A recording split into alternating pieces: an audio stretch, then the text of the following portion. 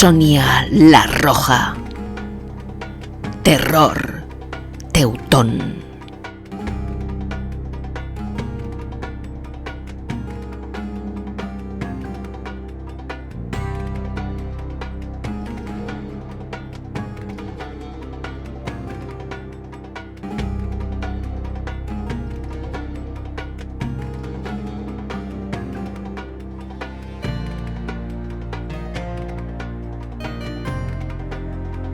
Hurrem, capítulo 4.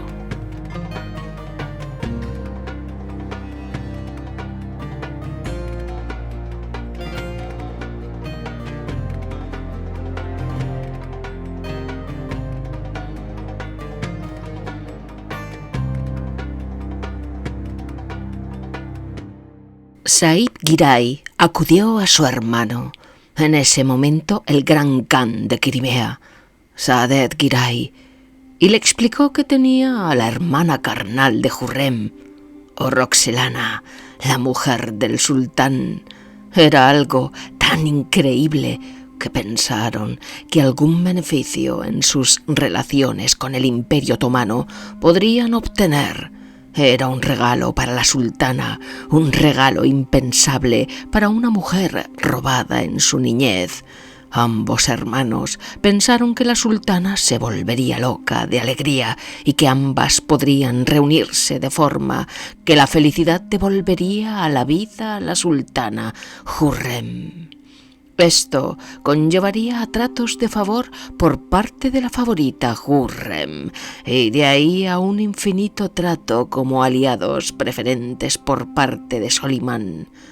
Pero en ocasiones pensar demasiado es demasiado pensar, e intentar reconciliar o casar aquello que está definitivamente roto es más problemático, si cabe, que dejarlo morir en paz. Sonia fue regalada al palacio del sultán, previamente informado con detalle sobre sus hazañas, sobre su linaje y sobre todo de sus intenciones. Solimán se enfadó tanto con ellos que casi los ejecuta, si no fuera porque su amada Hurrem supo lo que ocurría, a pesar de que el sultán no quería que estuviera al corriente de nada. Él amaba tanto a su mujer que pensó en asesinar a Sonia, pues si Hurrem sentía melancolía al recordar su vida pasada, era probable que su matrimonio se viniera abajo. Pero Hurrem tenía tantos acólitos en el palacio que nada escapaba a su conocimiento. Rápidamente acudió a su esposo y le pidió que la dejara reunirse con su supuesta hermana. Hacía muchos años que no pensaba en ella ni en su verdadera familia. Era algo que había enterrado en su mente. Le parecía un mal sueño, algo que solo llegaba para importunarla en su placentera y poderosa vida junto a su esposo, el sultán Solimán I, el Magnífico. Hurrem creía que lo del apodo El Magnífico era obra suya, así que no quería que su pasado la importunara. Sin embargo, algo parecido al amor surgió en su mente, una pequeña llama de sentimiento mezclado con cariño y pena. Un recuerdo que no era realmente deseado, pero que le impedía evitar el tema y deshacerse de su supuesta hermana sin encontrarse al menos una vez con ella. Así que convenció a su marido y se convino en que tendrían un encuentro a solas. Si era su hermana, ella decidiría qué hacer. Si no lo era, simplemente la matarían y nadie sabría nunca nada de ella. Mientras esto ocurría, Sonia estaba prisionera, encerrada en una pequeña estancia del palacio de Solimán. Algo le dieron, algo para dormirla cuando llegaron a puerto. El viaje fue duro, pues la trasladaron encerrada en una bodega del barco, aislada de todos los tripulantes, a excepción de 7 hombres que mantenían su custodia en el más estricto secreto. No vio el mar, no se le dio de comer, solo un poco de agua, una sola vez. Le taparon la cabeza, la metieron en una especie de zulo, donde había un pequeño cubo para hacer sus necesidades. Solo se ventilaba aquel enano camarote con una pequeña y vieja ventana. El aire era irrespirable. En realidad, era una bodega donde se almacenaban alimentos en sazón. El olor a pescado era tan fuerte que Sonia tardó días en quitárselo de encima. Tirada de cualquier forma sobre unos sacos de trigo, pasó el viaje, amordazada y maniatada. Fue un pesado viaje en barco que, atravesando el Mar Negro, la trasladó hasta el centro del Imperio Otomano. Cuando despertó, su cabeza estaba partida en 2. No literalmente, pero así se sentía Sonia. Hubiera deseado no despertar, pero su destino se resistía a desatarla. Miró por el portillo pequeño y carcomido por el salitre. Habían llegado a puerto, un puerto de barcos repletos de mercancías y galeras otomanas. Estaba mareada y terriblemente enfadada, pero satisfecha al saber que iba a meterse de lleno en el corazón del imperio enemigo. Estaba segura de que Saib la regalaba a Soliman. En su mente enferma seguramente pensaba que 2 bellas mujeres eran mejor que una.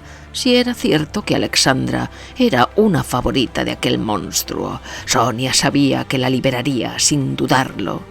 No podía permitir que su hermana siguiera retenida contra su voluntad, ni en el mayor de los palacios del mundo, ni prostituida por el mayor de los emperadores.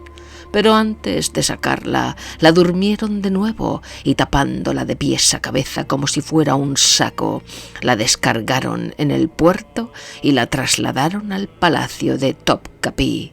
El sultán la quiso ver. Sonia estaba dormida. Cuando posó sus ojos sobre ella, se asustó. Era una réplica de su amada Hurrem, menos femenina, mucho más fuerte. Su cuerpo desnudo le fue mostrado al completo. El sultán estaba viendo a su dulce y deliciosa mujer, pero en una versión musculada, atlética. Sus rasgos eran tan parecidos que sintió como su miembro viril se deleitaba al mirarla, al reconocer aquel cuerpo y aquellos rasgos angelicales. Pero al ver la cruz teutona grabada en su pecho, se alteró profundamente y supo que algo malo pasaría con Hurrem. Estaba seguro de que era su hermana, y eso lo turbó tanto que su ánimo decayó y se sintió indispuesto para toda actividad política, por importante que fuera. No podía perderla, prefería perderlo todo, prefería perder todo su imperio antes que perder a Hurrem.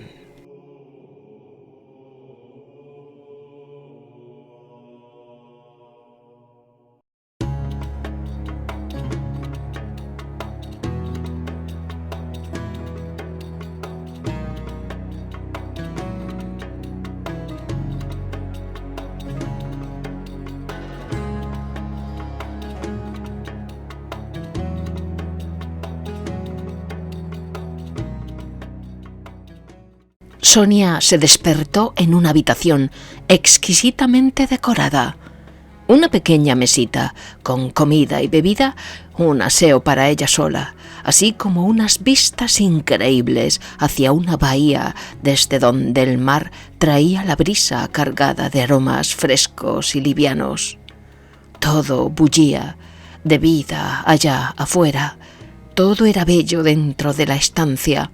Pero Sonia tenía una gran pena en su corazón. Había perdido los restos de Otto. Se sentía imbécil por haber confiado en la mujer de Kazan. Pero Instintivamente ya estaba planeando cómo salir de allí.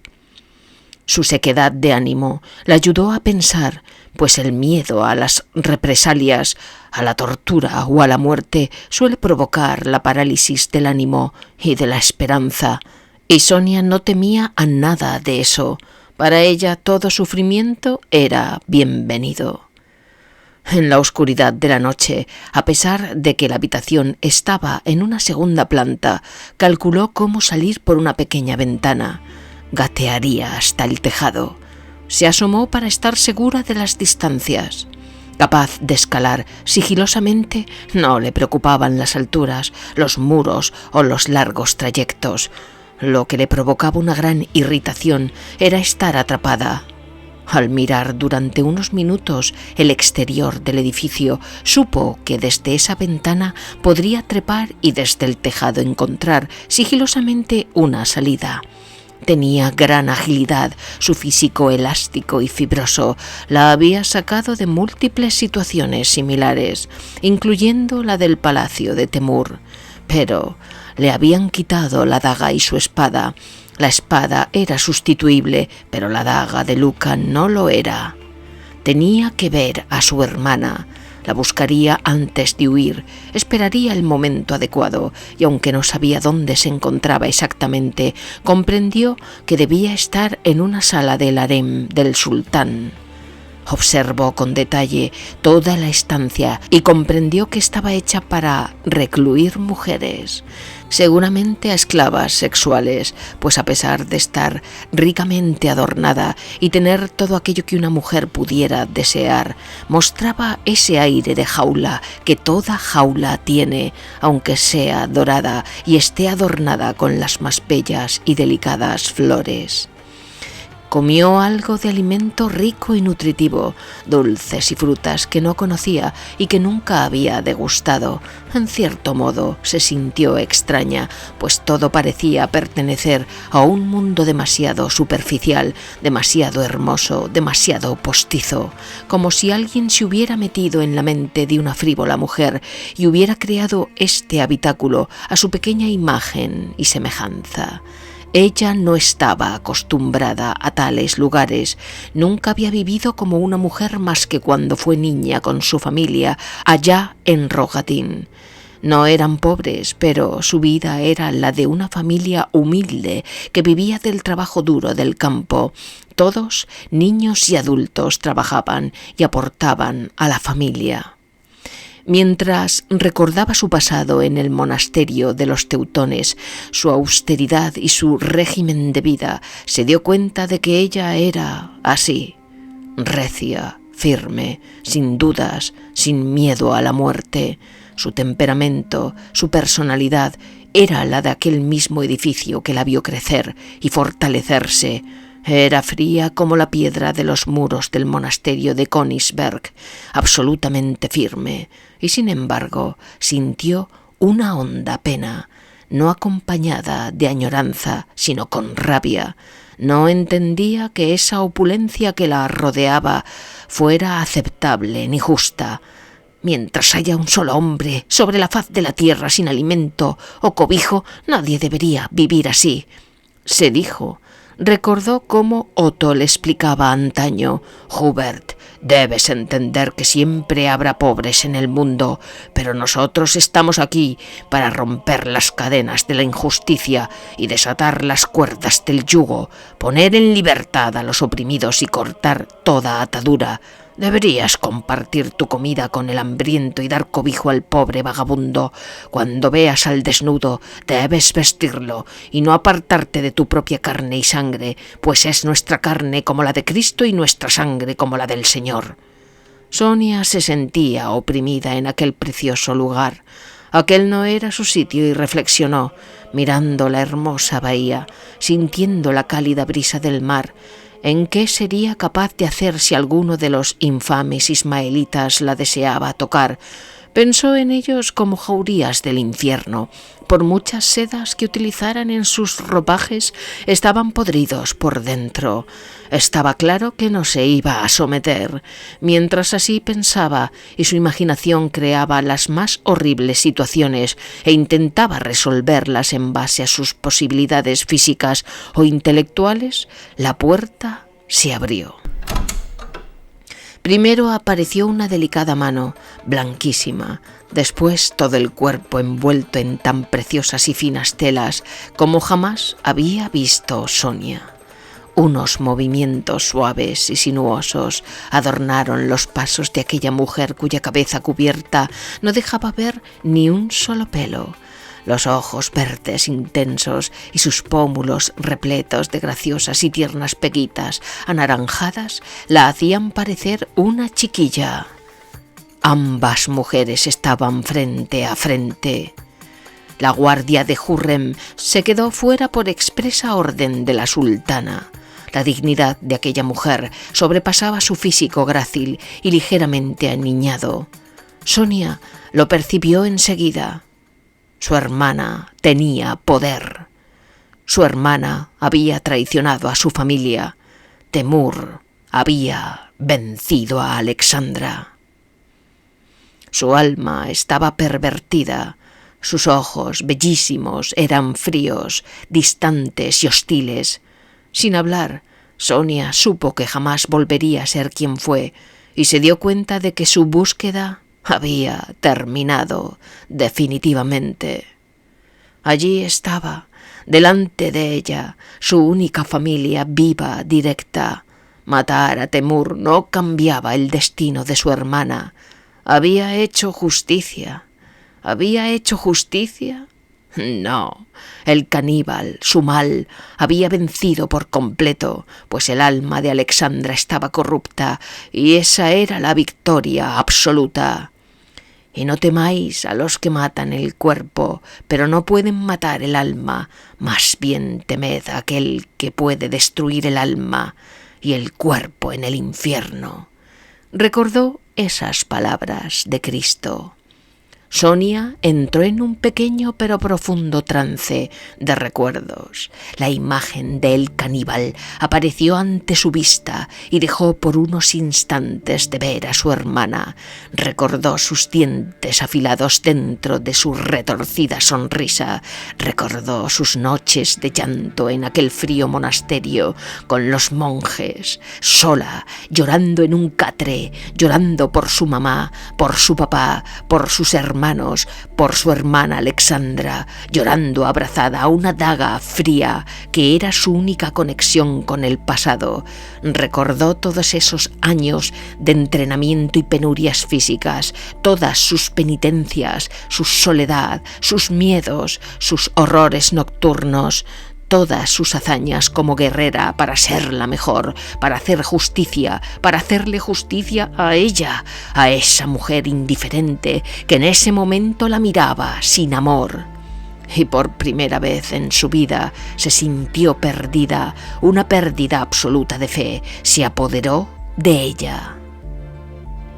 Sonia la miró sin hablar mientras la extraña se le acercaba con cautela, algo incrédula, pero segura de a quién tenía delante. Sonia se derrumbó, cayó de rodillas al suelo y sus lágrimas caían en llanto tan copioso que pronto no pudo ver la figura de aquella extraña. «Dios mío, creía que habías muerto. Creía que te había convertido en una mujer araña», acertó a expresar en voz baja, como si no creyera ni ella misma lo que estaba diciendo. «¿Sonia?», dijo la joven, manteniéndose serena ante su llanto. «¡Hermana!». Sonia se alzó y quiso abrazarla. «¡Detente!», ordenó Hurrem. Los escoltas que afuera esperaban se abalanzaron y, agarrando a Sonia de ambos brazos, la sostuvieron de pie ante la joven sultana. Sonia no podía con su alma, todo su cuerpo le pesaba como si estuviera compuesto de plomo. Repentinamente todo había perdido sentido para ella. Su hermana querida, su Alexandra, ya no la amaba. Lo veía en sus ojos, lo veía en sus gestos, lo sentía en su corazón, frío como el hielo más remoto. A un gesto de Alexandra, los guardianes soltaron a Sonia y se retiraron afuera. «¿Qué es lo que te han hecho, hermanita?», dijo Sonia mirándola a los ojos, sin dejar de llorar y sabiendo que no obtendría respuesta. «Más bien te diría, ¿qué es lo que esos bárbaros te han hecho a ti? Siempre fuiste muy rebelde, un estorbo en muchas ocasiones, pero ahora ya no sé qué pensar, me das mucha pena». Y sacó de debajo de su rico vestido la daga de Luca y se la mostró con desprecio. «¿Es esto lo que atesoras?» «Ah, ¿no quieres abrazarme? Después de tantos años, la daga de Luca me ha mantenido viva». Se hizo un silencio espeso, asfixiante. «Pero veo que tus palabras están llenas de mentiras. Has olvidado a los tuyos, incluso a mamá. ¿Estás con todos estos?», dijo despectivamente, señalando a los guardianes que esperaban al otro lado de la puerta. «¿Has aceptado que esta gente te robe tus recuerdos? ¿Has adulterado con ese sultán que roba niñas de nuestros pueblos? ¿Rezas a ese dios extraño?». Mientras le hablaba, la observaba atentamente para saber si reaccionaba emocionalmente. «¡Esto es una casa de ladrones!», le gritó acercándose al rostro de Alexandra. «Y tú has traicionado a los tuyos. No eres siquiera digna de tu nombre. Eres una Lisowska, ¿recuerdas?». Sonia sentía que Alexandra no reaccionaba a nada de lo que le decía y pensó que aquella mujer, aunque fuera su hermana, aunque tenía su físico, no era su hermana en realidad. Ya no lo era. Era una extraña. «He rezado tanto por ti toda mi vida, desde que recuerdo. Te eché tanto de menos, sentía tanta culpa, tanta tristeza por tu pobre destino. Escúchame, hermanita, vente conmigo, no cierres tu corazón». «¿Pero qué estás diciendo, estúpida?». Cortándola en seco, le tiró la daga encima, golpeándole la cara. «Sigue arrodillada ante mí. No soy ninguna niña. Soy la esposa de Solimán el Magnífico. Tengo tanto poder que podría comenzar una guerra con solo desearlo y por el motivo que quisiera. Mis hijos serán sultanes, heredarán este grandioso imperio y tú quieres que vuelva a esas tierras yermas, a esas estepas donde no sería más que una pobre campesina. Y según tú, ¿para qué debería yo, Hurrem, la favorita del sultán, volver? ¿Para compartir tu destino? No tienes destino, Sonia, no eres nadie». Sonia se acercó despacio a Alexandra y la miró con ternura. Aún veía su cara angelical, ese rostro de hermana mayor que tanto la había cuidado cuando eran pequeñas y la dejaban a cargo de Sonia, que era la más pequeña de las dos.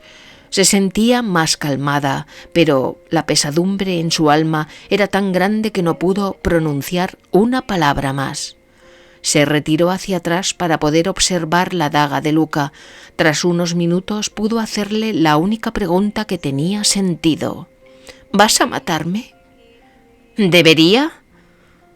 «No dudes en hacerlo, perra». Y adelantándose rápidamente en un solo paso, se le aproximó y tomándola por la muñeca derecha, la hizo caer de rodillas al suelo. Ante su esbelta y fuerte figura atlética, los guardianes entraron y rodeándola se dispusieron a eliminar a Sonia. «¿Queréis que mate a la perra del sultán? Dad un solo paso más y le rajo el cuello».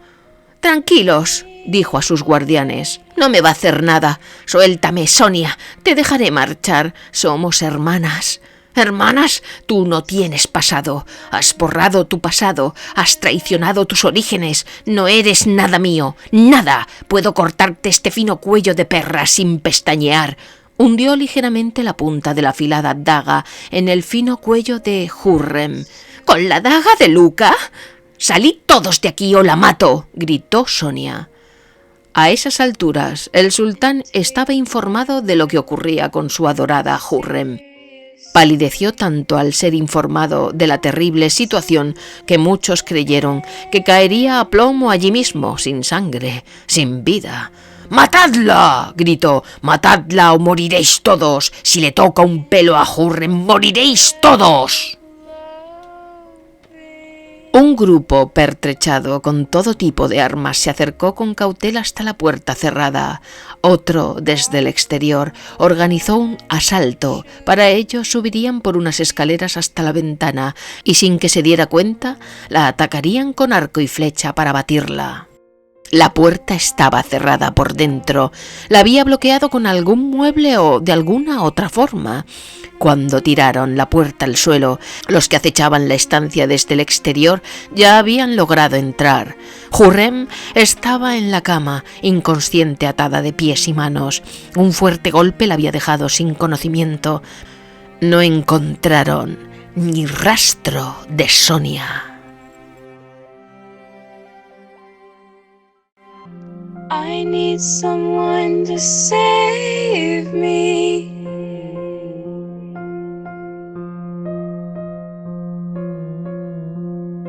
To drown me in their misery.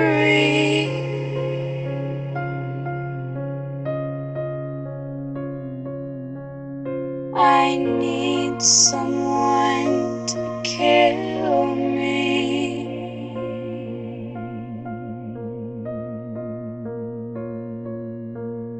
And love me happily every day, until the time comes that it draws near.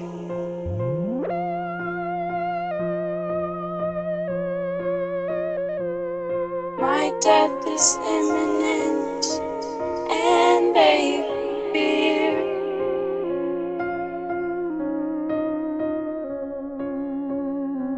It won't be nice, it'll be messy.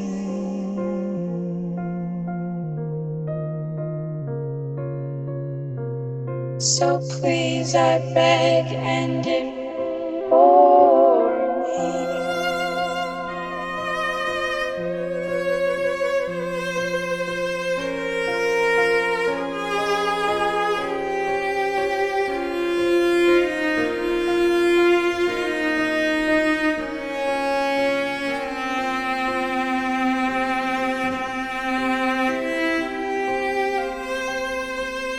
Love me so much, you can do the job.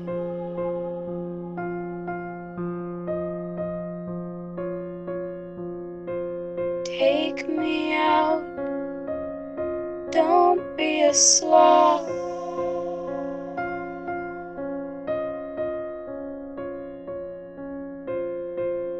Be an artist, a poet.